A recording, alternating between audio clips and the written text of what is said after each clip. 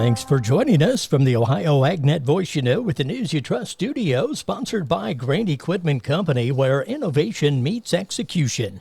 I'm Dave Russell. Well, farmers and consumers alike should stay tuned to upcoming cattle reports to see what's on the horizon in terms of price. While U.S. cattle farmers and ranchers have seen high prices for their livestock, that does translate to increased cost for the consumer. Barrett Nelson, an economist with the American Farm Bureau Federation, says several upcoming reports will tell us if that trend will continue into 2025. What this all comes down to is we got three big reports on the horizon. We've got cattle on feed coming in, we've got the annual cattle inventory, and we also have another demand piece of the equation that comes in with cold storage. He says consumers are feeling a lot of exhaustion from inflation, and unfortunately, there may not be relief in store anytime soon. If we take a look at where inflation rates are currently, they're much lower than they've been over the past couple of years, but even so, this is a rate of growth we're talking about. So we're still seeing some decent inflation of increase in prices at the grocery store for some of our food products. If we look at beef and veal, for example, we're up about 5.4%. He says all eyes will be on the cattle inventory report at the end of January. We're anticipating some decrease in the overall cattle inventory. Overall, if we look at the industry expectations and what some of the analysts are throwing out there, they're expecting even placements from last year, or even 101% of last year. And I find this a little bit surprising. Even if we look at a 1 to 2% decline, that still brings us down to that 86.5 million mark. And that's still the fewest cattle we've had in 73 years. Chad Smith, Washington. President Trump did not impose tariffs against Mexico and Canada right away, as he previously stated.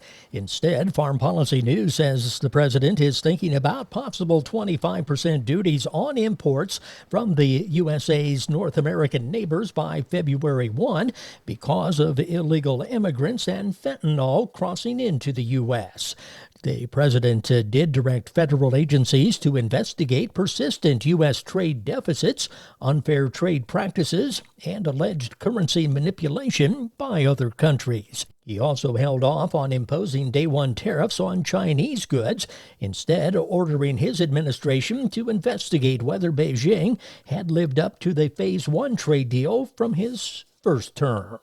USDA meteorologist Brad Rippey takes a look at the possible effects of this week's cold outbreak on winter wheat crops in the Plains and Midwest. One of the biggest potential agricultural implications of this cold is exposure of winter wheat to damaging levels of cold. And we are seeing the concern that a lot of the snow cover that had fallen in the last couple of weeks has eroded or been eliminated by warmth that preceded this cold outbreak. So there is quite a bit of wheat exposure. Now, in areas where the crop is somewhat healthier and developed and was established pretty well, it should be able to withstand most of this cold, but we do have concerns up and down the plains where we had some pockets of poor establishment, uneven emergence. Those root systems are not as well developed, and the crop could succumb to sub-zero temperatures in some cases. So we will be watching those exposed areas where it intersected with the sub-zero temperatures and the potential for increased degree of winter kill in winter wheat. And that would be true all the way from Montana southward into North Texas with that potential exposure situation.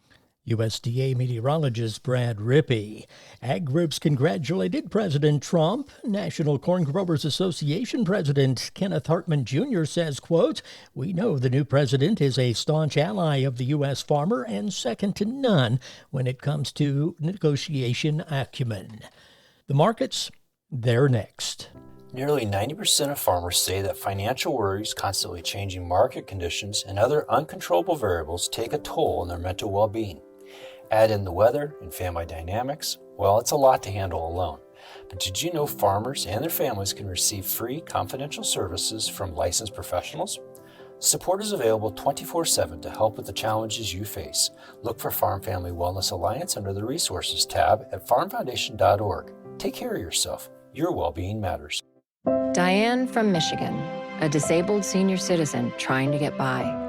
Henry from Florida, a veteran fighting to make ends meet. Elena from Arizona, a mother struggling to feed her daughter. Hi, I'm Connie Britton, and I support Feeding America because they help provide over 6 billion meals to people in need each year, like Diane, Henry, and Elena. Learn more at feedingamerica.org. Feeding America, 200 food banks strong.